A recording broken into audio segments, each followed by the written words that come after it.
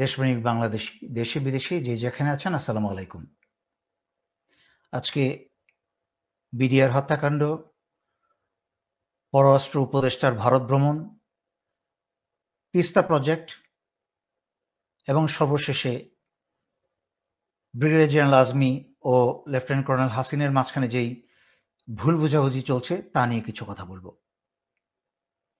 সংগ্রামী সকল বাংলাদেশিদেরকে অনুরোধ করব এই সরকারের কাছে দাবি জানাতে যেন 25 ও 26শে ফেব্রুয়ারিকে জাতীয় শোক দিবস ঘোষণা করা হয়।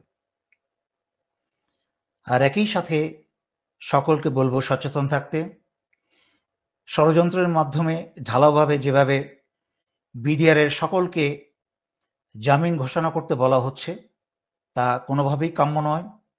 মনে রাখতে হবে, বিডিআর হত্যার সময় যারাই অস্ত্র হাতে নিয়েছিল সকলেই পাপী, সবাই অপরাধী। তাই যতদিন পর্যন্ত তদন্ত সম্পন্ন না হয় এবং দোষীদেরকে খুঁজে খুঁজে বের না করা হয়, ততদিন পর্যন্ত ঢালাওভাবে সবাইকে জামিন দেওয়া অন্যায় হবে। আমাদের গোলামী চরিত্র কি কখনোই যাবে না? এই যে 1500 ছাত্রছাত্রীর রক্তের উপর দিয়ে এসে পররাষ্ট্র উপদেষ্টা এই পদে বসে গেলেন, তারপরে উনি ভারত চলে গেলেন বিমস্টেকে ভারতের নিরাপত্তা নিশ্চিত করতে। অথচ ভারত বাংলাদেশের নিরাপত্তার জন্য সবচেয়ে বড় হুমকি। পররাষ্ট্র উপদেষ্টা বলেছে, ভারতকে আশ্বাস দিয়েছেন যে পাকিস্তানের সাথে বাংলাদেশের যে সম্পর্ক স্থাপন হচ্ছে তাতে ভারতের নিরাপত্তায় কোনো ব্যাঘাত ঘটবে না। এই গত 54 বছর ধরে ভারত আমাদের সবচেয়ে বড় শত্রু ছিল এবং এখনো আছে, ভবিষ্যতেও থাকবে। যেই বাংলাদেশের তিন দিক ঘিরে ভারত, সেই ভারত ছাড়া বাংলাদেশের আর কোনো শত্রু হতে পারে না। উনি বিমস্টেকে চলে গেলেন, অথচ এই বিমস্টেকটাকে তৈরি করেছে ভারত শহীদ জিয়াউর রহমানের ব্রেইন চাইল্ড সার্ককে ধ্বংস করার জন্য। আমরা কার সাথে সম্পর্ক স্থাপন করব না করব সেটা সম্পূর্ণ আমাদের ব্যক্তিগত বিষয়। সেখানে ভারতকে আগ বাড়িয়ে গিয়ে তাদের নিরাপত্তার নিশ্চয়তার আশ্বাস দেওয়ার কি আছে? আপনারা গোলামি বন্ধ করে, পা চাটা বন্ধ করে, মাথা উঁচু করে দেশপ্রেম এবং আত্মসম্মান নিয়ে কাজ করুন। কারণ আপনারা যখন যেখানে কথা বলছেন, আপনারা কিন্তু বাংলাদেশ এবং বাংলাদেশিদের প্রতিনিধিত্ব করছেন, আপনার নিজের ব্যক্তিকে না। তাই কোনো কথা বলার আগে দেশের কথা এবং দেশের জনগণের কথা চিন্তা করুন। মাথা নত করে, গোলাম হয়ে কথা না বলে নিজ দেশের গর্বে গর্বিত হয়ে কথা বলুন। সমতার দাবিতে কথা বলুন। তাদের নিরাপত্তার নিশ্চয়তা যদি আপনাকে নিশ্চিত করতে হয়, তাদেরকেও বাংলাদেশের নিরাপত্তা নিশ্চিত করতে হবে। তিস্তা প্রজেক্ট উত্তরবঙ্গের বা রংপুরের মানুষের দাবি নয়, তা সমগ্র বাংলাদেশের মানুষের প্রাণের দাবি। কারণ এই তিস্তা প্রজেক্টের সাথে শুধু উত্তরবঙ্গই নয়, সমগ্র বাংলাদেশের অর্থনৈতিক এবং সামাজিক উন্নয়ন নির্ভর করে। তাই তিস্তা প্রজেক্ট আমাদের বাস্তবায়ন করতেই হবে এবং অতি দ্রুত। আমি সৈয়দা রিজওয়ানার কথা শুনেছি, আমি ডক্টর আইনুন নিশাতের কথা শুনেছি। সৈয়দ রিজওয়ানা ঠিকই বলেছেন যে চীনকে দিয়েই আমাদের এই প্রজেক্ট করতে হবে, এর কোনো বিকল্প নেই। কিন্তু ডক্টর আইনুন নিশাতের কথাটি আমি পছন্দ করিনি। উনি কেন এর মাঝখানে ভারতের নাম নিলেন? যে তিস্তা প্রজেক্ট যুক্তরাষ্ট্র, চীন, ভারত বা যেই করুক, এটা কেমন কথা? আমি তো এর মাঝখানে ষড়যন্ত্রের গন্ধ পাই। কারণ বাংলাদেশিদের চরিত্র তো আবার মুহূর্তের মাঝখানে বিক্রি হয়ে যায়, ভারতের গোলাম হয়ে যায়, মির্জাফর হয়ে যায়। এই দেশটা তো এমনিতেই মির্জাফরে পূর্ণ। তিস্তা প্রজেক্টের ধারে কাছে কোনো ভারতের নাম নেওয়া যাবে না।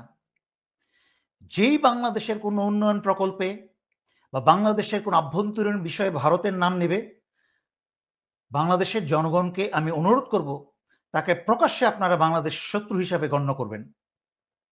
তিস্তা প্রজেক্ট ভারত করা তো দূরের কথা, ভারতের কাছ থেকে কোনো প্রকার সহায়তা আমাদের প্রয়োজন নেই।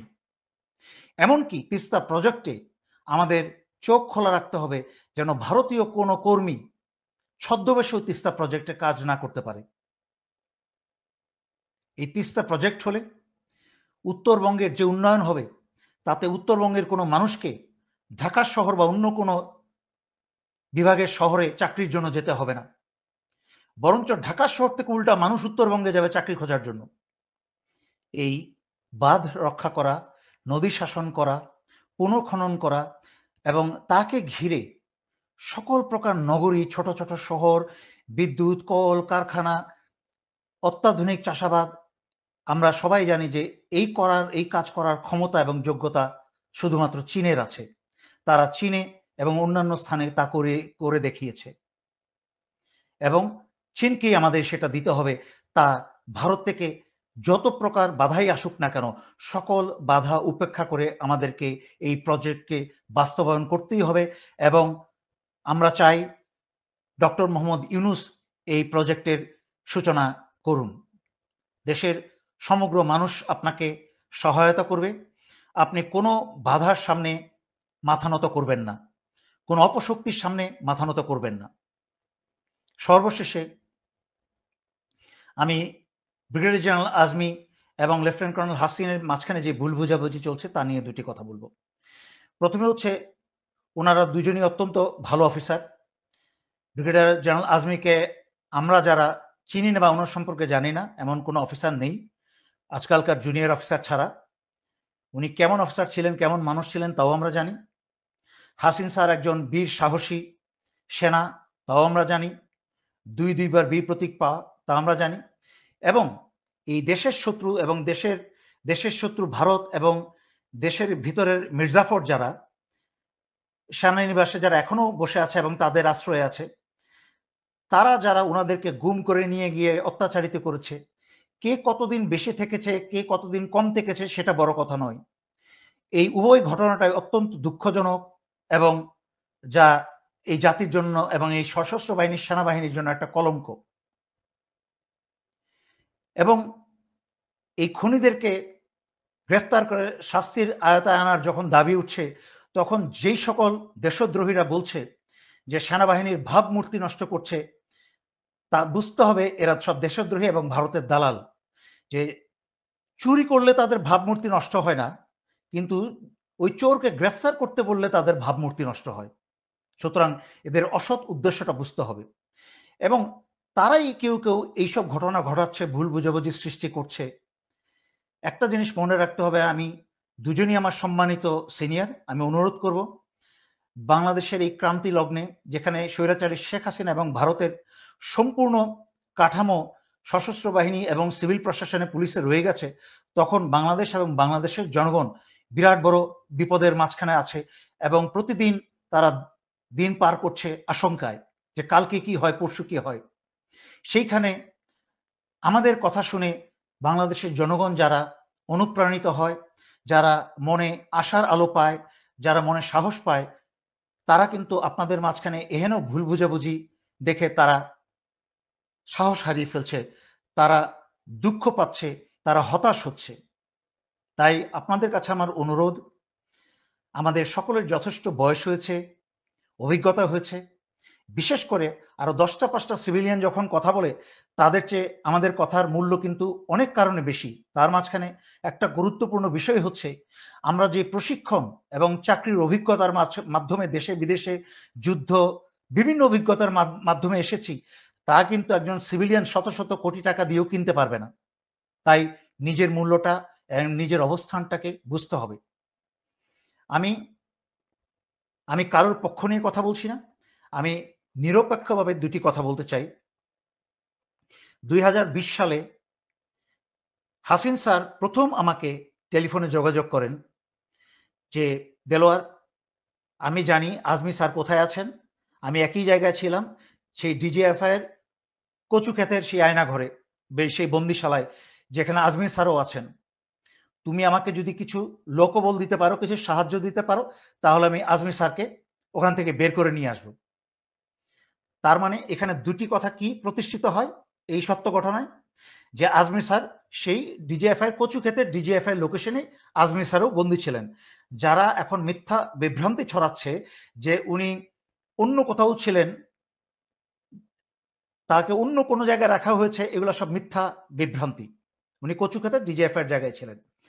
আর দ্বিতীয় সত্যকে প্রমাণিত হয় যে হাসিন স্যার অত্যন্ত সাহসী একজন অফিসার এবং আজমি স্যারের জন্য ওনার শ্রদ্ধা এবং ভালোবাসা আছে।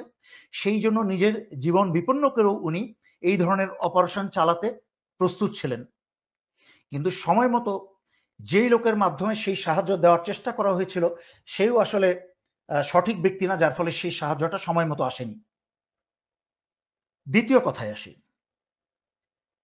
এই যে যারা যারা মিথ্যা কথা ছড়িয়ে বেড়াচ্ছে যে আজমি স্যার মহা আনন্দ ছিলেন, ওনাকে গুম করা হয় নাই, ওনার পরিবারের সাথে সার্বক্ষণিক যোগাযোগ হলো, ডাহা মিথ্যা কথা। তাহলে যারা এইসব দাবি করছে তাদেরকে কালার টেলিভিশন, এসি দিয়ে, কালার টিভি দিয়ে, তাকেও একটা এসি দিয়ে 8 বছর একটা রুমের মাঝখানে বন্দি করে রাখা হোক, নিশ্চয়ই তাতে উনি রাজি হবে। এগুলো হচ্ছে কাপুরুষিত মিথ্যা কথাবার্তা। কারণ আমি যখন 2020-এ আমার ভিডিওতে লাইভে আমি আজমি স্যার জীবিত থাকার কথা জনগণের সামনে প্রকাশ করি, তখন আজমি স্যারের বড় ভাই লন্ডন থেকে আমাকে ফোন করে কান্নায় ভেঙে পড়েন, এইভাবে যে আপনি এটা কি শোনালেন, ইয়া আল্লাহ, এটা কি শোনালেন, আমরা তো গায়েবানা জানাজাও করে ফেলছি। শুধু তাই না, আরো ভিতরের কিছু গোপন কথা আমি জানি, যেটা আজমি স্যার নিজেও জানেন না, এবং এটা পাবলিকে প্রকাশ্যে আমি বলতে চাই না, যার মাধ্যমে স্পষ্টত প্রমাণিত হয় আজমি স্যারের পরিবারের সাথে কারোর যোগাযোগ ছিল না। সুতরাং এখন যারা তেল ডালছেন বাইরের থেকে, তারা হচ্ছে বাংলাদেশের সেই সকল মানুষ যারা পরিবেশকে ঘোলা করে এই আওয়ামী লীগকে রাস্তা করে দিতে চাচ্ছে, এবং সেই ওনাদের মাধ্যমে বিএনপি জামাতের তাদের মাঝখানে যে এতদিন ধরে সার্কাস চলছিল, সেই সার্কাসটাকেই আবার পুনর্জীবিত করছে। আমি আমি আজকে থেকে 5 বছর আগে আমার ভিডিওতে বলেছি যে আজমি স্যারকে আমি আমার চিন্তাধারা এবং অভিজ্ঞতা থেকে বলেছি যে আজমি স্যারকে গুম করা হয়েছিল এই কারণে যে উনি যদি জামাতের নেতৃত্ব পান তাহলে জামাত শক্তিশালী হয়ে উঠবে, সেটাই ছিল ভারতের ভয়। সেই জন্য আজমি স্যারকে গুম করা হয়, এবং আজমি স্যারকে হত্যা করা হয় না, যেহেতু বাংলাদেশ সেনাবাহিনীর বেশিরভাগ অফিসারই আজমি স্যারকে খুব শ্রদ্ধা করেন। এবং আমার কথাই সত্যি হয়েছে, আজমি স্যার নিজেই স্বীকার করেছেন যে ডিজিএফআই ওনাকে জেরা করত যে উনি কি জামাতের নেতৃত্ব নিয়েছেন কিনা বা নিতে যাচ্ছেন কিনা। আমাদের নিজেদের মাঝখানে লড়াই করার সময় এইটা নয়। দেশে আমাদের অনেক সমস্যা চলছে। প্রফেসর ইউনূস কিন্তু নামে প্রধান উপদেষ্টা হয়ে বসেছেন, উনি কিন্তু কোনো কাজ করতে পারছেন না, এবং উনাকে কোনো কাজ করতে দেওয়া হচ্ছে না। কাজ করতে দিচ্ছে না কারা? যারা ভারতীয় এবং স্বৈরাচারী হাসিনার অপশক্তি এখনো ক্ষমতায় বসে আছে, সকল বাহিনীতে এবং সিভিল প্রশাসনে এবং পুলিশে তারা প্রফেসর মোহাম্মদ ইউনূসকে কাজ করতে দিচ্ছে না। এবং প্রফেসর মোহাম্মদ ইউনূসের অন্যান্য উপদেষ্টা পরিষদ মণ্ডলীতে, যাদেরকে উপদেষ্টা মণ্ডলীতে বসানো হয়েছে, তারাও সেই ষড়যন্ত্রকারীরাই তাদেরকে বসিয়েছে যেন প্রফেসর ইউনূস কোনো কাজ না করতে পারে। তাই আমাদের এখনো অনেক পথ পাড়ি দিতে হবে। এই যে বিএনপি লাফাচ্ছে না দ্রুত নির্বাচন দিতে, এই বিএনপি শহীদ জিয়া রহমানের হত্যার বিচার করতে পারে নাই, সুতরাং এই বিএনপি জীবনও বিডিআরের বিচার করতে পারবে না। বিএনপি বেগম জিয়াকে যে অন্যায়ভাবে 2 বছর জেলে পচিয়েছে সেটারও বিএনপি বাধা দিতে পারে নাই। বালুর একটা ট্রাক সরাতে পারে নাই বেগম জিয়ার বাসার সামনে থেকে। বিএনপি কিসের ঘোড়া ডিমের, বিএনপির এই বর্তমান নেতারা কিসের ঘোড়া ডিমের দেশ চালাবে? সুতরাং আমাদের অনেক দায়িত্ব আছে এখনো। আমি দুজনের উদ্দেশ্যেই বলছি, স্যার আপনাদের অনেক প্রয়োজন আছে, আপনারা জাতীয় বীর, প্লিজ চলেন একসাথে কাজ করি। এবং তার সাথে ব্রিগেডিয়ার জেনারেল হাসান নাসির স্যারও কিন্তু সকাল বিকাল পরিশ্রম করে যাচ্ছেন। দৌড়াদৌড়ি করে যাচ্ছেন, প্রতিবাদ করে যাচ্ছেন, একটার পর একটা দাবি তুলে কিন্তু বাধ্য করছেন সরকারকে পদক্ষেপ নেওয়ার জন্য। এই পর্যন্ত যতটুকুই সম্ভব হয়েছে কাগজে কলমে হলেও সেটা কিন্তু brigadier general Hasan Nasir sir এবং ওনার টিম যারা আছে, একই সাথে লেফটেন্যান্ট কর্নেল হাসিন স্যার সহকারে, তাদেরও কিন্তু কৃতিত্ব আছে। ওনারা সকাল বিকাল ছোটাছুটি করে কিন্তু এই কাজগুলা অনেকাংশে কাগজে কলমে করেছেন, এখনো চেষ্টা করে যাচ্ছেন। সুতরাং ওনাদেরকেও আমাদেরকে উৎসাহ দিতে হবে, ওনাদের সাথে থাকতে হবে। আমি আজকে আর কথা লম্বা না করে এখানে শেষ করতে চাই। ধন্যবাদ। আসসালামু আলাইকুম।